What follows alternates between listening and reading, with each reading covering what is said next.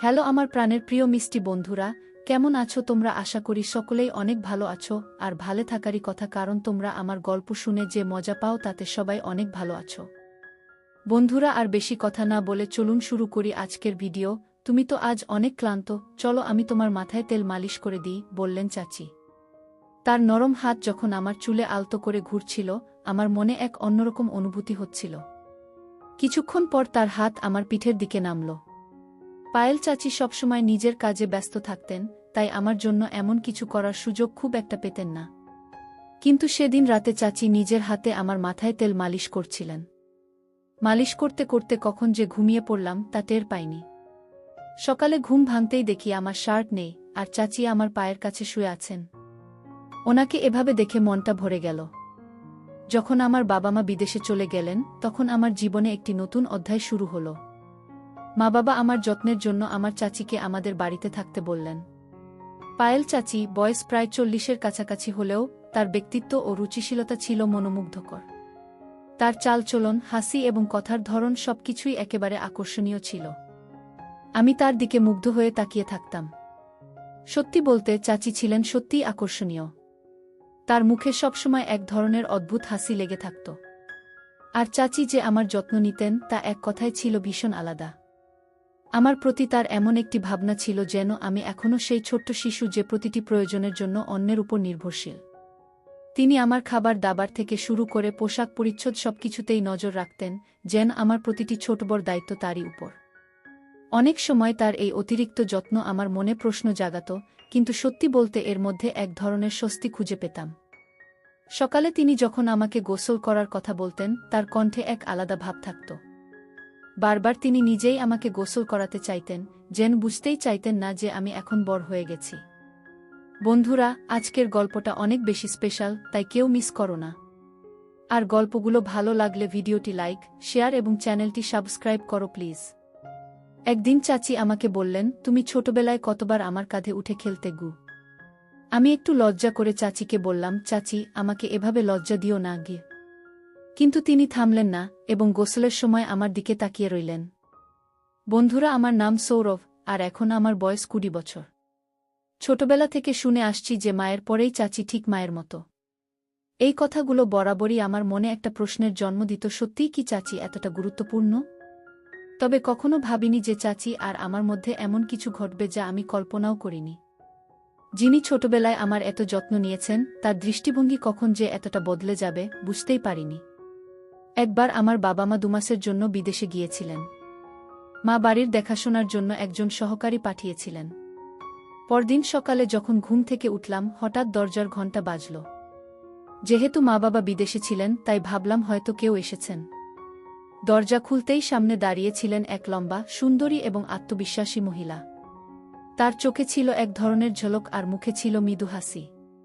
তিনি হাসতে হাসতে বললেন, এই বাড়িতে একজন কাজের মহিলার দরকার ছিল, তাই না? আমি তাকে মনোযোগ দিয়ে দেখলাম এবং বললাম, হ্যাঁ, সম্ভবত আমার মা আপনাকে ডেকেছেন। তারপর তাকে বাড়ির ভেতরে নিয়ে এলাম। যখন তিনি ঘরে ঢুকলেন, আমি তাকে রান্নাঘর দেখালাম। তবে তিনি এমনই অভিজ্ঞ ছিলেন যে রান্নাঘরে কি কোথায় আছে তা সঙ্গে সঙ্গে বুঝে গেলেন, যেন আগে থেকেই এখানকার সবকিছু তার জানা। আমি ভাবলাম, এটা খুবই ভালো হলো। মা নিশ্চিন্তে থাকতে পারবেন। তখনই মাকে ফোন করে জানালাম যে কাজে মহিলা এসে গেছেন। মা এটা শুনে অনেকটাই নিশ্চিন্ত হলেন। আমিও বুঝলাম এখন আর একা থাকার অনুভূতিটা থাকবে না। সারাদিনের কাজের পর সন্ধ্যায় কাজের মহিলাকে ছুটি দেওয়ার সময় এলো।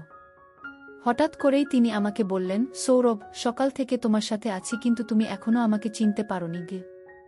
তার কথা শুনে আমি অবাক হয়ে গেলাম। বললাম, আমি জানি আপনি বাড়ির কাজের সহায়তা করতে এসেছেন, তবে আর কি পরিচয় আছে আপনার? তিনি হাসতে হাসতে বললেন, আমি এ বাড়িতে কাজের মহিলা হিসেবে এসেছি বটে, কিন্তু আগে আমাকে তুমি পায়েল চাচি বলে ডাকতে। আমার নাম পায়েল, তোমার ছোটবেলা থেকেই আমি তোমার দেখাশোনা করেছি গু। আমি বিস্মিত হয়ে বললাম, আমার জানা ছিল না যে পায়েল চাচি আমার জন্য এসেছেন গু। পায়েল চাচি এই কথা বলতেই তিনি আমার হাত নিজের হাতে নিলেন, আর তার স্পর্শে মায়ের মতোই এক ধরনের স্নেহ অনুভব করলাম। আমার মনে অদ্ভুত এক আনন্দের ঢেউ বয়ে গেল। আমি তাকে বললাম, এত বছর পর আপনাকে দেখে সত্যিই আমি খুব খুশি হয়েছি। ও সন্ধ্যা প্রায় 6টা বাজে, তাই তাকে বললাম, আজকের কাজ শেষ, এখন আপনি বিশ্রাম নিতে পারেন। কাল সময় মতো চলে আসবেন। তখন তিনি বললেন, সৌরভ, আমার নিজের থাকার জন্য কোনো বাড়ি নেই। তুমি যদি আমার বেতনের কিছুটা কমাও তাও সমস্যা নেই, তবে যদি তোমাদের বাড়িতে একটি ঘরে থাকতে পারি তাহলে ভালো হয় গি। আমি সঙ্গে সঙ্গে মাকে ফোন করে সব জানালাম। মা বললেন, আমাদের বাড়িতে তো একটি ঘর খালি আছে, ওটা তাকে দিয়ে দাও। ও থাকলে তোমার কোনো প্রয়োজন মুহূর্তেই পূরণ করবে, তোমার ছোটখাটো কাজে সাহায্য করবে গে। মায়ের কথা শুনে আমি তাকে সেই ঘরটি থাকার জন্য দিলাম। তিনি সঙ্গে কোনো পোশাক আনেননি, তাই মায়ের কিছু পুরনো শাড়ি তাকে দিলাম এবং মায়ের ঘরে পোশাক পাল্টানোর কথা বললাম। আমি বাইরে চলে এলাম। প্রায় 10 মিনিট পরে আমি মায়ের ঘরে গেলাম, কারণ আমার ফোনের চার্জার দরকার ছিল। তবে ভুলে গিয়েছিলাম যে চাচি তখন ঘরেই ছিলেন। আমি দেখলাম চাচি পোশাক পরিবর্তন করছেন। লজ্জায় তাড়াতাড়ি চোখ বন্ধ করে ফেললাম, কিন্তু চাচি যেন এতে কোনো সংকোচ অনুভব করলেন না, বরং বললেন, সৌরভ, এসো এখানে বসো আর বলতো তোমার মায়ের এই শাড়ি আমার উপর কেমন লাগছে গি। তার পোশাক পরিবর্তনের মধ্যেও তিনি আমাকে সামনে বসতে ডাকছিলেন, কিন্তু আমার মনে হলো এটা ঠিক নয়। চাচি দেখতে অত্যন্ত সুন্দর ছিলেন। বয়স প্রায় 40 হলেও তার শরীর ও চেহারা বয়সের চেয়ে অনেক কম মনে হতো। কিছুক্ষণ পরে তিনি মায়ের শাড়ি পরে ঘর থেকে বেরিয়ে এলেন, আর পুরনো শাড়িতেও তাকে চমৎকার দেখাচ্ছিল। এইভাবে কদিন কেটে গেল। পায়েল চাচি প্রায় 10 দিন ধরে আমাদের বাড়ির কাজ দেখাশোনা করছিলেন। একদিন তিনি আমার ছোটবেলার অনেক স্মৃতি শোনালেন। সেসব শুনে আমি যেন নিজের শৈশবে ফিরে গেলাম। সেই ছোট্ট ছেলেটা যে সবসময় মোবাইলে ব্যস্ত থাকত, এবার নিজেই সে শৈশবের কথা ভাবতে লাগল। চাচি মাঝে মাঝে আমাকে বেশ বিভ্রান্ত করতেন। কয়েকদিন পর হঠাৎই একদিন বললেন, সৌরভ, আজ তোমাকে আমি নিজ হাতে গোসল করিয়ে দেব গো। আমি বারবার না করলেও তিনি হাসি মুখে গোসল করানোর জন্য জেদ করছিলেন। তার কথায় রাজি হয়ে শাওয়ার নিয়ে বের হলাম। দেখলাম চাচি আমার ঘরে বসে আছেন। তিনি বললেন, তুমি আমার হাতে গোসল করনি, কিন্তু এখন আমি তোমার ভেজা চুল মুছে দিতে চাই। আমি মাথা নিচু করে তোয়ালে দিলাম এবং তার সামনে বসলাম। চাচি স্নেহভরা হাতে আমার চুল মুছে দিতে লাগলেন। আমি চাচিকে পরিবারের সদস্যের মতোই মনে করতাম, তাই স্বাভাবিকভাবেই তার সাথে মিশতাম। বলেছিলাম, এই ঘরটাকে নিজের ঘর মনে করবেন। আমার কথা তিনি মনোযোগ দিয়ে শুনলেন এবং আমাদের বাড়িতে এমনভাবে থাকতে শুরু করলেন যেন এটি তার নিজেরই ঘর। এক সন্ধ্যায় আমি বন্ধুদের সঙ্গে এক জন্মদিনের পার্টিতে যাচ্ছিলাম। তখন চাচি আমাকে জিজ্ঞেস করলেন, কোথায় যাচ্ছ? আমি বললাম, একটা পার্টিতে যাচ্ছি। তখন তিনি বললেন, তুমি আমাকে পরিবারের অংশ বলো, কিন্তু একাই চলে যাচ্ছ। কখনো আমাকে কোথাও নিয়ে যাওনি গি। আমি বললাম, ঠিক আছে, আমি আপনাকে নিয়ে যেতে রাজি আছি, তবে আধুনিক পরিবেশে মানিয়ে নিতে পারবেন তো? তিনি সম্মতি দিলেন। আমি বললাম, মায়ের ঘর থেকে ভালো একটা শাড়ি পরে প্রস্তুত হয়ে আসুন গো। পার্টিতে যখন পৌঁছালাম তখন আমার বন্ধুরা তাকে দেখে ভেবেছিল তিনি আমার বান্ধবী। চাচি এমনই উপস্থিতির অধিকারী ছিলেন যে সবাই ধরে নিয়েছিল তিনি আমার সঙ্গী। চাচি হেসে হেসে বন্ধুদের বললেন, আমি সৌরভের বন্ধু গো। পরে আমি চাচিকে জিজ্ঞাসা করলাম, এভাবে পরিচয় দিলেন কেন? তিনি মুচকি হেসে বললেন, তোমার বন্ধুরা যা ভেবেছে তা দেখে তোমার মুখ দেখার মতোই ছিল। আমি হেসে বললাম, মাফ চাওয়ার কিছু নেই। ঠিকই করেছেন। সেদিন রাতেই চাচি আমার ঘরে এসে বললেন, তুমি অনেক ক্লান্ত হয়ে পড়েছ, আজ তোমার মাথায় তেলের মালিশ করে দিই গু। তার স্নেহমাখা হাত যখন আমার চুলে ঘুরতে লাগল, আমার গায়ে কাঁটা দিয়ে উঠল। তারপরে আস্তে আস্তে তার হাত আমার পিঠে চলে গেল। মা সবসময় ব্যস্ত থাকতেন, তাই এভাবে তেল মালিশ করে দেওয়ার সময় তার পক্ষে পাওয়া সম্ভব ছিল না। মনে পড়ে না কবে মা শেষবার আমার মাথায় তেল মেখে দিয়েছিলেন। পায়েল চাচিও সাধারণত এতটা সময় দিতে পারতেন না, কিন্তু সেদিন রাতে তিনি নিজের হাতে আমার মাথায় তেল মালিশ করছিলেন। মালিশের আরাম পেয়ে কখন যে গভীর ঘুমে তলিয়ে গিয়েছিলাম বুঝতেই পারিনি। পরদিন সকালে ঘুম থেকে উঠে দেখি পায়েল চাচি আমার পায়ের কাছে শুয়ে আছেন। তাকে জাগিয়ে হেসে বললাম, তুমি আমার পায়ের কাছে কি করছো? চাচি মুচকি হেসে বললেন, গত রাতে তোমাকে মালিশ করতে করতে আমারও ঘুম চলে এসেছিল। সকালে চাচি হঠাৎ আমাকে একটা প্রশ্ন করলেন, যা আমাকে ভাবিয়ে তুলল। তিনি বললেন, গত রাতে যখন তোমার কাঁধে হাত রেখেছিলাম তুমি এত তাড়াতাড়ি ঘুমিয়ে পড়লে। তোমার মা কি কখনো তোমার মাথায় মালিশ করতেন না? আমি সরাসরি কিছু বলিনি, কারণ জানতাম মা সবসময় তার কাজ নিয়ে ব্যস্ত থাকেন। তাই পরিবর্তে বললাম, না না, আমার মা সবসময় আমার যত্ন নেন। এমন কিছু নয়। পায়েল হেসে মাথা নাড়লেন এবং বাইরে চলে গেলেন। এরপর আমরা দুজন একসঙ্গে নাস্তার টেবিলে বসলাম। ঠিক তখনই কলিং বেল বেজে উঠল। দেখি মা এবং বাবা দুজনেই বাড়ি ফিরে এসেছেন। তাদের দেখে আমি খুব খুশি হলাম। বাড়িতে ঢুকতেই দেখলাম বাবার দৃষ্টি পায়েল চাচির উপর আটকে আছে, যেন তিনি তাকে নতুনভাবে দেখছেন। পায়েল সেদিন এত সুন্দর লাগছিলেন যে বাবার দৃষ্টি তার উপর থেকে সরছেই না। বাবার মনোযোগ অন্যদিকে ফেরাতে আমি কাছে গিয়ে তাকে আলিঙ্গন করলাম। মা পায়েলকে ভালোভাবেই চিনতেন, তাই মা পায়েলকে আলিঙ্গন করলেন। সেদিন রাতে খাবারের সময় দেখলাম বাবা আবারও পায়েলের দিকে অন্যরকমভাবে তাকিয়ে আছেন। কেন তিনি তাকে এত মনোযোগ দিয়ে দেখছেন তা বুঝতে পারছিলাম না। তবে বাবার এভাবে তাকানো আমার একটু অস্বস্তি হচ্ছিল।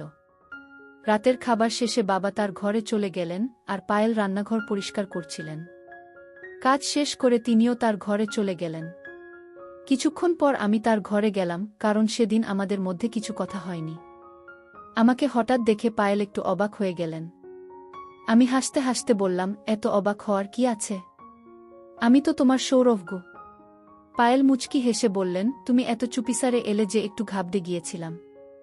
কিছু দরকার ছিল? আমি বললাম, না পায়েল, বিশেষ কিছু দরকার ছিল না।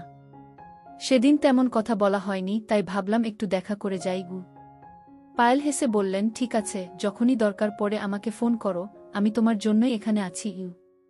তার কথায় আমি হেসে দিলাম, তারপর ঘর থেকে বেরিয়ে এলাম। পরদিন সকাল হয়ে গেল। সকাল 10টা বাজলেও নাস্তা তৈরি ছিল না। সাধারণত পায়েল প্রতিদিন সকাল 8টায় আমার জন্য নাস্তা নিয়ে আসেন, কিন্তু আজ 9টা পেরিয়েও কিছু আনেননি। তখন আমি রান্নাঘরে গেলাম দেখতে কি হচ্ছে। সেখানে গিয়ে দেখলাম পায়েল মাথা নিচু করে চুপচাপ দাঁড়িয়ে আছেন, যেন গভীর চিন্তায় ডুবে আছেন। আমি অবাক হয়ে জিজ্ঞেস করলাম, কি হয়েছে পায়েল?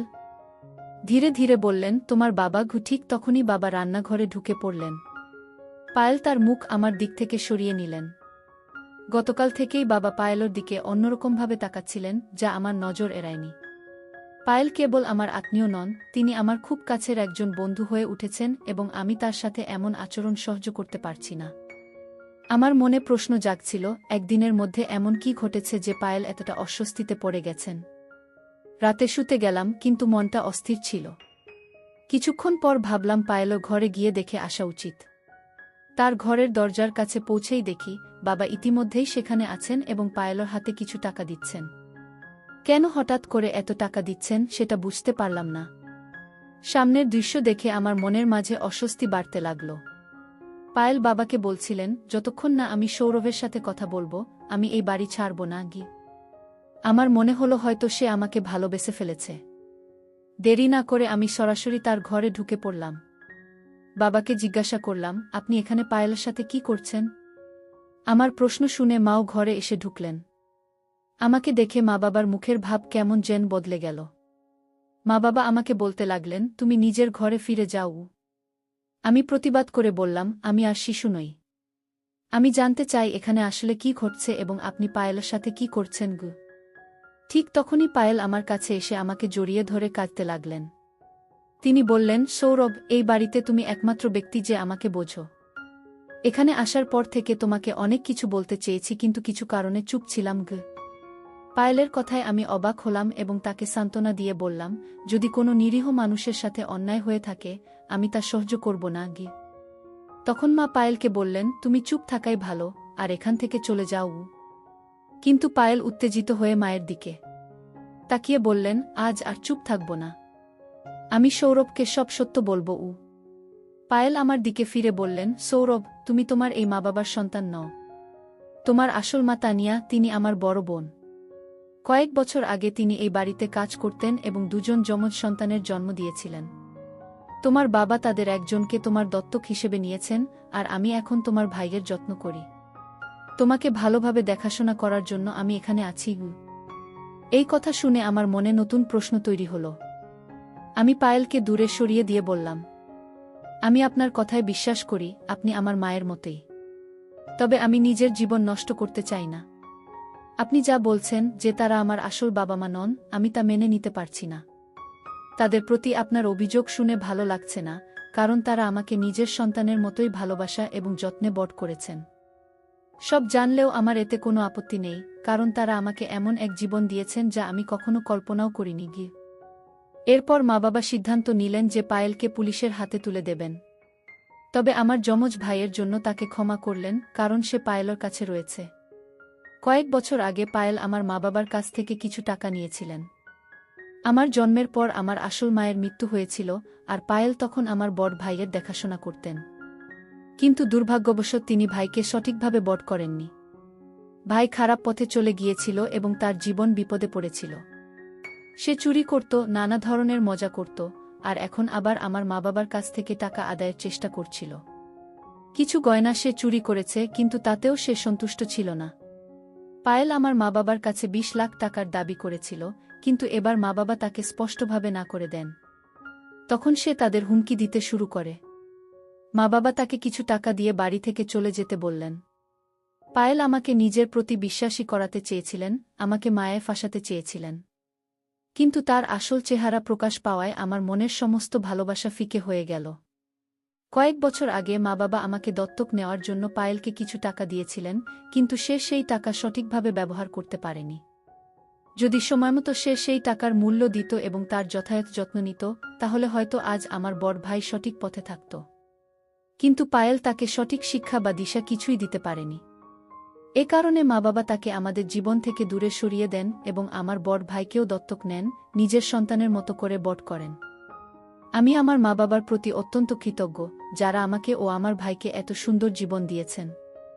যদি সময়মতো পায়েলের আসল চেহারা না জানতাম, তাহলে হয়তো তার মায়ের জালে পড়ে আমার জীবন নষ্ট হয়ে যেত। কিছু মানুষ অর্থের লোভে সম্পর্কের মর্যাদা ভুলে যায়। সম্পর্কের মান এবং সম্মান রক্ষা আমাদের জীবনের অন্যতম গুরুত্বপূর্ণ নীতি। প্রতিটি সম্পর্কের একটি নিজস্ব অর্থ ও উদ্দেশ্য থাকে। সম্মান, বিশ্বাস ও শালীনতা ছাড়া কোনো সম্পর্ক সত্যিকার অর্থে সুখ ও সন্তুষ্টির উৎস হতে পারে না।